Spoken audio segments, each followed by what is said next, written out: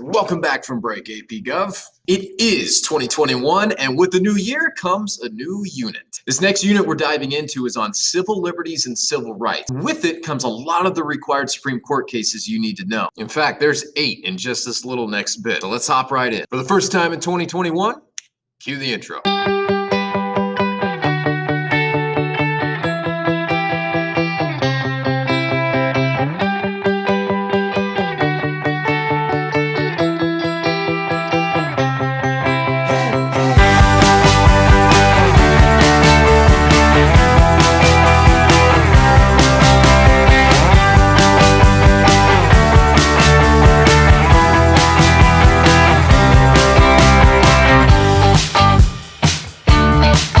Now, I know by this point in your educational career, you've definitely heard the terms civil liberties and civil rights, but what is the difference between those two and what do they even mean? Well, civil liberties are fundamental rights and freedoms protected from infringement by the government. The concept of protecting civil liberties is one of the founding principles of the American Republic, the idea that individuals should have freedom or individual liberty, and that individual liberty should be protected from the government abusing it. Civil liberties are very much predicated on the idea of natural rights, that there are certain negative rights, meaning that you have a right to not be interfered with, that you are naturally born with. We talked about that at the beginning of the year. Civil rights, on the other hand, are a little bit different. Civil rights refer to protections from discrimination as a member of a particular group. So civil liberties are more focused on your rights as an individual, whereas civil rights is more focused on your rights as a member of a collective group. When our founding fathers first created the Constitution, they were really only focused on protecting individual rights and civil liberties. The concept of the Constitution protecting civil rights would come later on. In fact, let's jump back to the ratification of the Constitution. Hopefully you recall that the original Constitution didn't have the Bill of Rights included with it. It was just Articles 1 through 7. It was the Anti-Federalists who were terrified that this new, stronger central government would eventually abuse the individual liberties of people,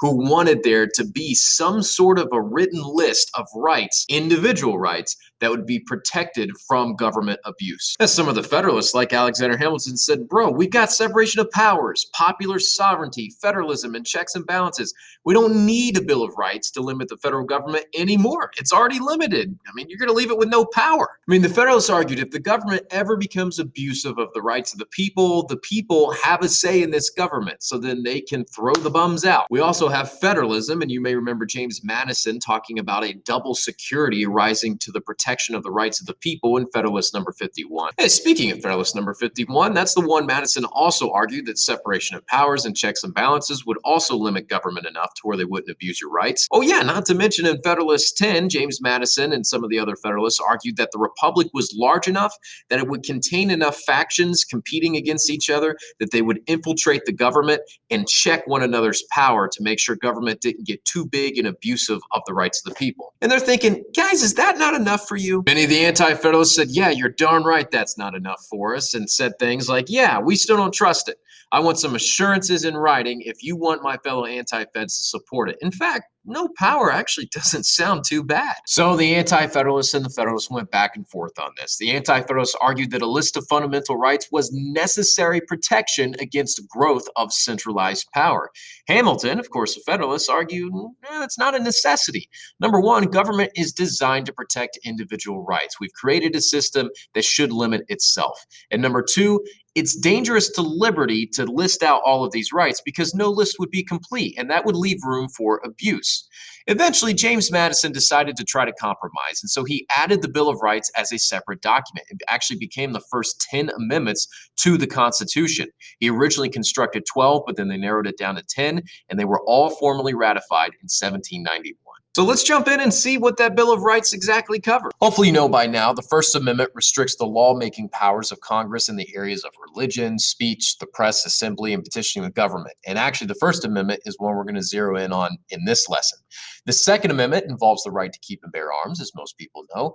The Third Amendment, which is rarely, if ever, litigated, says that there is no quartering of troops allowed in times of peace in people's homes. The Fourth Amendment protects against unreasonable search and seizure and establishes the right to have warrants issued before an arrest or search.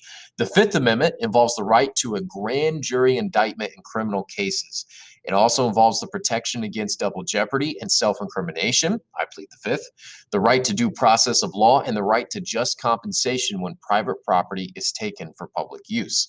The Sixth Amendment involves protections during criminal prosecutions for a speedy and public trial by an impartial jury, the right to confront witnesses, as well as the right to compel favorable witnesses to testify in one's defense, and the right to the assistance of defense counsel.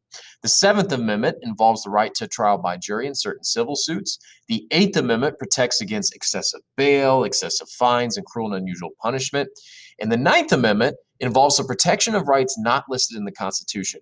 Remember, I said the Federalists were afraid that if the Constitution listed certain rights that were protected, it might imply that the government could then abuse rights that weren't necessarily listed. So they wanted some sort of a protection in there to prevent that from happening. I always give the example that if I were to sign a contract with someone and they said, hey, you can't punch me, but the contract didn't say I couldn't kick them, well, then maybe I could kick them and not be in violation of the contract. That's what the Ninth Amendment is there to prevent the government from doing. Then the 10th Amendment involves powers not delegated to the federal government nor prohibited by it to the states being reserved to the states or to the people. Now, it's important to note here that the Bill of Rights was intended to restrict the federal government from abusing the rights of the people. The states had their own constitutions, and while a lot of the states did have their own Bill of Rights that protected a lot of these same freedoms, some of them theoretically could have created a state religion. In fact, some of them did. Some of them could have restricted freedom of speech. Some of them could have even arrested people without due process. But most of them had protections against those types of things in their own state constitutions. But again, it's important to remember that the Bill of Rights only applied to the federal government. And you can see that in the first word of the Bill of Rights, where it says Congress shall make no law respecting an establishment of religion and everything else. And that's how it was for about 70 years until the Civil War. You should remember from history class that after the Civil War, a lot of the southern state governments abused the rights of newly freed African Americans. Of course, you remember Jim Crow laws, lynch mobs, literacy tests, grandfather clauses, all of that awful stuff that showed the southern states were not applying their laws equally and fairly. Every time the federal government tried to reach their hand in to stop the southern states from abusing the rights of African Americans, the states could shield themselves behind the 10th Amendment. Remember, the 10th Amendment says that any power not expressly written in the Constitution as a power of the federal government is reserved for the states. So if the federal government wanted to pass an anti-lynching law, well, they couldn't because there was no express power in the Constitution for them to pass an anti-lynching law. Therefore, it was left to the states to decide if they were going to have anti-lynching laws or not on the books. Many at the time argued that this is one of the downsides of states' rights as provided by the 10th Amendment, is that it prevents the federal government from being able to reach in and protect the rights of the people in those states. Of course, after the Civil War, one of the Reconstruction amendments we get is the 14th Amendment, and this is probably one of the most important amendments you need to learn for this class. Now, the 14th Amendment is pretty lengthy, but there's a particular section of it we'll take a look at as it's pretty relevant to what we're going to talk about in this particular lesson. Now, there are two clauses in the 14th Amendment I want us to take a close look at today. The first one is called the Due Process Clause, and you might remember there actually is a due process clause that's part of the Fifth Amendment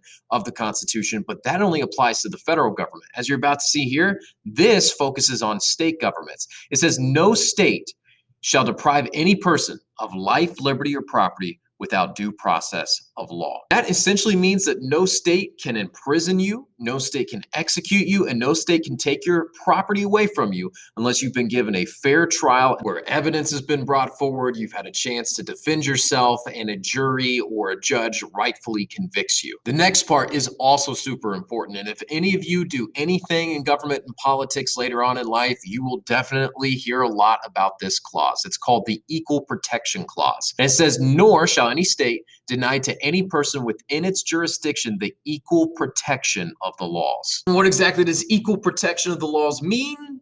Well, we've been trying to figure that out for 150 years. The idea, of course, was that the federal government would now have the power to get rid of that shield of the 10th Amendment, and then through the 14th Amendment's Due Process and Equal Protection Clause, get into those southern states and protect those who had their rights abused by the state governments.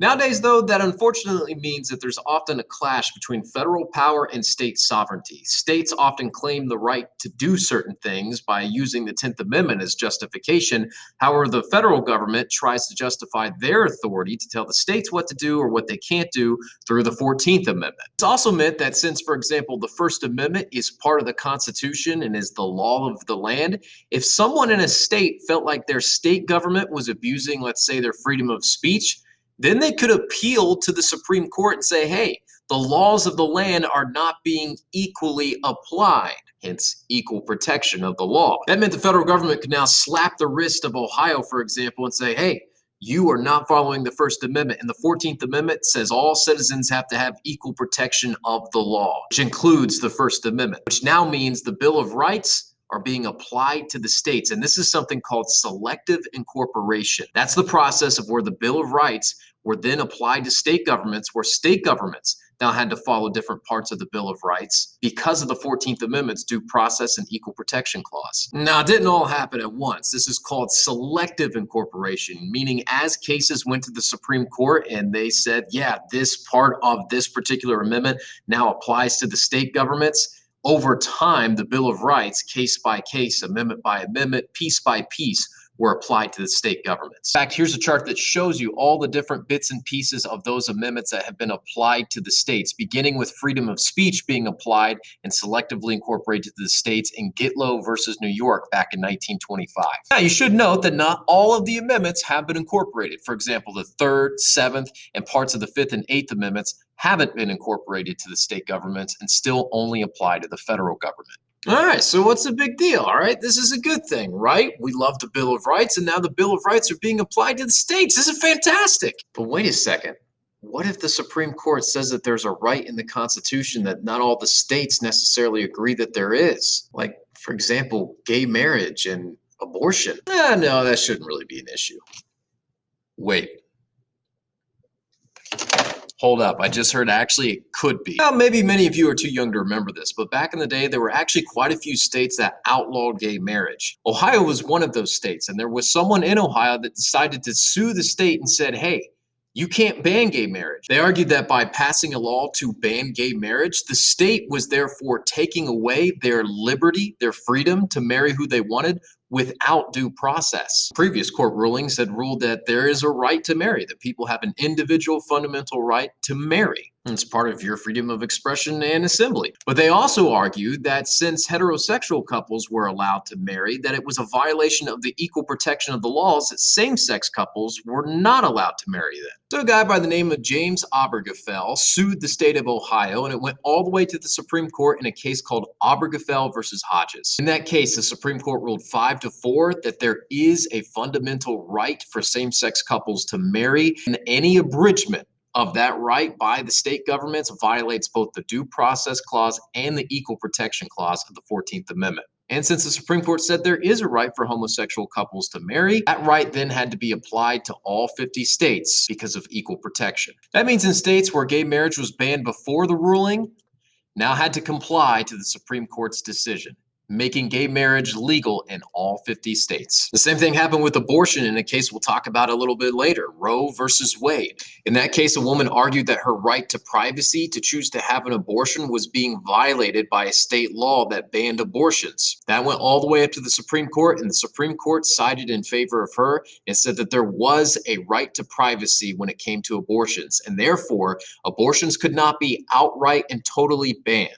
States could place restrictions on them, but that essentially made basic level abortion legal in all 50 states. So I imagine somewhere the anti-federalists are saying, oh my gosh, we told you so. We told you that that Supreme Court would turn into an oligarchy of unelected judges that would make decisions for all of the states violating their sovereignty. Yeah, go jump in a lake, Hamilton. So while judicial activists in combination with selective incorporation can achieve some results at the state level that you may really like, it does come at the cost of of a loss of sovereignty by the states and a major erosion of the meaning and effect of the 10th Amendment. The other significant impact of selective incorporation is that it makes the court that much more powerful and therefore that much more important. The fact that the court can set policy for all 50 states means that the people that go on the court are that much more vital. And it probably helps explain why the battles over Supreme Court justices have gotten that much more polarized and intense. Used to be Supreme Court justices would often be confirmed like 99-0. Now it's like 52-48. Selective incorporation also has an impact on the types of laws that states pass.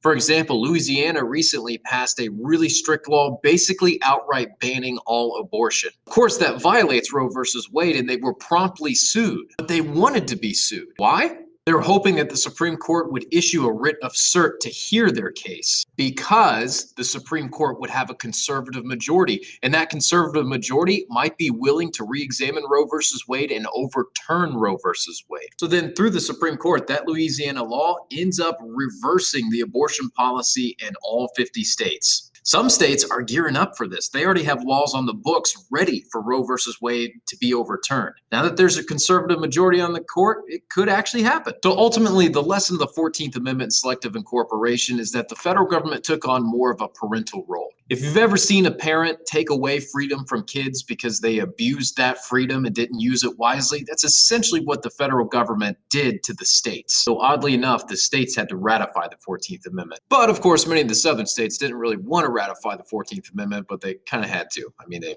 lost the war. All right, so let's take a look at some of the major required Supreme Court cases you need to know for the AP exam that involve the selective incorporation of different parts of the Bill of Rights. Let's start with the First Amendment and freedom of religion. To understand this next case, we need to understand two clauses in the First Amendment: the Establishment Clause and the Free Exercise Clause. The Establishment Clause is the protection against the government requiring citizens to join or support a religion. The Free Exercise Clause is the protection of the rights of individuals to exercise and express their religious beliefs free of government intervention. All right, so let's travel back to New York in the late 1950s, early 1960s. Thanks, Frank. During that time, the New York Board of Regents organized a short prayer for students in schools to voluntarily say. Even though the prayer was completely voluntary, a group of organizations got together and sued the state of New York. They argued that having kids recite this prayer was a violation of the First Amendment's Establishment Clause. The prayer that the state had them recite was a Christian prayer. The problem was not all of the students in the state obviously were Christians. Some of them were Jewish, some of them were atheists, and so forth. And even though they could voluntarily refuse to say the prayer, the process to do that was burdensome, not easy to do. You might be thinking, but wait a second, Mr. Lucas, we're talking about schools here. Well, remember, public schools, because they're publicly funded through taxpayer money, are technically extensions of the government. So this lawsuit eventually made its way up to the Supreme Court in a case called Engel versus Vitale. Vitale? Vital? No, Vitale, I think. I'm second guessing myself. Anyway, the question before the court was if the reading of a prayer before the start of the school day violated the Establishment Clause of the First Amendment or not. In a 6-1 decision, the court ruled that it did violate the First Amendment's Establishment Clause. Only one justice, Potter Stewart, dissented and argued that there was no official religion that was being established by the state of New York that forced everyone to follow it, much like you saw in the days of King Henry VIII and some of the English kings that would force the entire country to follow their religion. According to Justice Potter, the First Amendment meant that religion is free from government influence, not necessarily that the government is free of religious influence. So that is why your teachers are not allowed to lead you in a prayer at the start of the school day. A few years later, in a case called Lemon versus Kurtzman, the court created what's called the Lemon Test, which created a set of guidelines for what is permissible under the Establishment Clause. The Lemon Test is as follows. Any money used by the government must be secular in purpose. Number 2 says the effects must neither advance nor inhibit religion. And lastly, it must not foster excessive entanglement between government and religion. All right, moving on to our next case, which I do know how to pronounce. Wisconsin versus Yoder. This case features the Amish going up against the state of Wisconsin. In the case Wisconsin versus Yoder, the Amish were challenging the state of Wisconsin's compulsory attendance law that required children to attend school until the age of 16.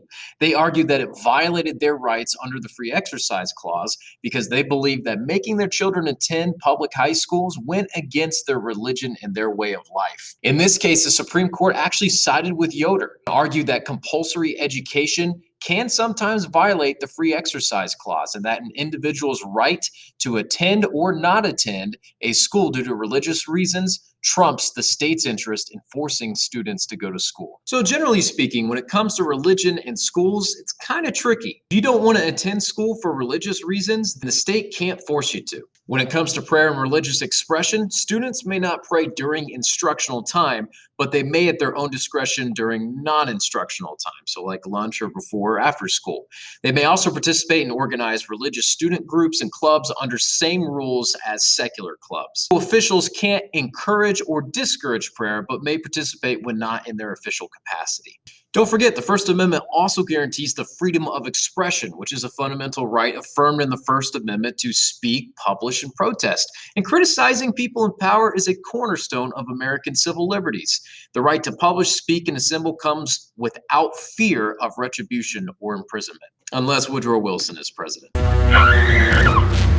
During World War I, President Wilson and Congress passed the Espionage Act of 1917, and this act basically made it illegal to call out the government or do anything that might inhibit the government's ability to conduct war. Some far-left socialists who were very much against the war got the bright idea to start distributing leaflets or little things of paper that told people not to register for the upcoming draft. They argued that it violated the 13th Amendment's prohibition against forced servitude. That old devil Woodrow Wilson was not too happy that these socialists were trying to pull people away from joining the army, or at least even being conscripted. So he had them arrested under the Espionage Act of 1917. Of course, they argued that the government arresting them and throwing them in prison for speaking out against them violated the First Amendment. So in the case Schenck versus the United States, the Supreme Court actually ruled that restrictions on expression under the Espionage Act were permissible. They were perfectly fine under the Constitution. They established what's called the clear and present danger test, and that's a legal standard that speech posing an immediate and serious threat to national security is not protected by the First Amendment. Oliver Wendell Holmes, who was an associate on the Supreme Court, coined the phrase, "You can't yell fire in a crowded theater," as that would incite a panic and bring an immediate and serious threat to those who were around you. But of course, now that the Supreme Court has said, hey, federal government, you guys can abuse the civil liberties of the people as long as you do it in the name of protecting national security, yeah, the government's going to run with that. In 1971, another case during a time of war came to the Supreme Court. At that time, the Vietnam War was raging, and President Nixon and the federal government created a report to study U.S. involvement in the war, and they called this report the Pentagon Papers. The Pentagon Papers had some sensitive information in it that was classified for a reason. For example, it revealed that the United States was actually bombing countries we had never declared war on to try to stop the Viet Cong from circumventing our forces in Vietnam. The Nixon administration tried to use prior restraint, and that's the suppression of materials prior to publication on grounds that the publication of those materials might endanger national security. Nixon argued that, hey, if you guys release this, it's going to threaten our ability to fight effectively in Vietnam, and that could get troops killed. So the Nixon administration attempted to prevent the New York Times and the Washington Post from publishing the classified materials. The court ended up siding with the newspapers and argued that a free press fulfills an essential role in democracy, and there was no evidence that there was a clear and present danger to troops. The press is to serve the governed, not the governors. If you're ever bored, there's a fantastic movie starring Tom Hanks and Meryl Streep on that very case called The Post. I highly recommend you watch it. Speaking of the free press and the Vietnam War, there was another landmark case involving all of that 2 years prior called Tinker versus Des Moines. In this case, two students, John and Mary Beth Tinker, wore black armbands to their public school to protest the Vietnam War. The administration at the school created a policy that students needed to remove them, and if they refused, they would be suspended. Well, the students refused and they were suspended as a result of wearing the armbands. The school argued that wearing the armbands would create a hostile learning environment because some students may be offended by the armbands and it could start a fight. This case went to the Supreme Court, and the Supreme Court struck down the school ban and argued that students' rights do not stop at the schoolhouse gate, and that this violated the First Amendment's protection of symbolic speech, or speech that is an expression in the form of images, signs, and other symbols. Over time, the Supreme Court has developed 3 criteria to be considered when the court is determining if a school district can restrict a student's speech or not. This is called the school speech doctrine. The first thing, which was determined by Tinker versus Des Moines that they look at, is does the student's speech pose a substantial threat of disruption in the learning environment? Are people going to get up in arms about it? Is it going to start fights? Is it going to offend a great deal of people? The second thing they look at is the speech sexually vulgar or obscene?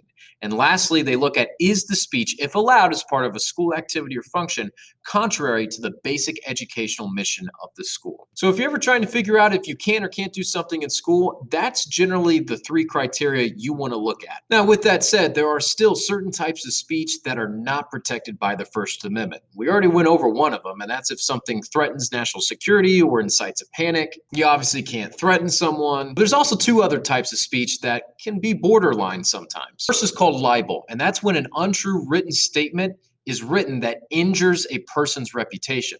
The second is called slander, and that's when an untrue spoken expression might injure a person's reputation. Both of those can be under the umbrella term of defamatory statements. So to win a case of libel or slander, an aggrieved party must prove that statements were made with the knowledge that they were untrue. One of the famous cases involving this would be the New York Times versus Sullivan in 1964. In that case, a Montgomery, Alabama official won a $500,000 lawsuit against the New York Times for a full-page advertisement that the newspaper published accusing Alabama officials of using excessive force during student protests. The Supreme Court ended up overturning the lower court's ruling, and they ruled that the advertisement was not published with, quote, actual malice. So sometimes your intentions do matter. 2 big challenges in recent years when it comes to the First Amendment and what is allowed and what isn't allowed involve technology and hate speech. Hate speech is speech that has no other purpose but to express hatred, particularly towards members of a group identified by racial or ethnic identity, gender, or sexual orientation. Hate speech ordinances prohibiting the burning of crosses or Nazi swastikas have generally been overturned by the court. The court has said hate speech, as awful as it may be, is still protected by the First Amendment. Because if it wasn't, then maybe the government could pass some hate speech laws and then change the definition of hate to basically go after anyone that opposes them. Maybe they consider that hate. First Amendment has also received recent challenges when it comes to technology and things that might be considered obscene. Generally speaking, when we're talking about obscene things like pornography, words, images, or videos that might depict sexual activity in an offensive manner and that lack really any artistic merit, the Supreme Court in Miller versus California in 1973 came up with 3 criteria that must be met for material to be obscene. Number 1, the material has to be patently offensive.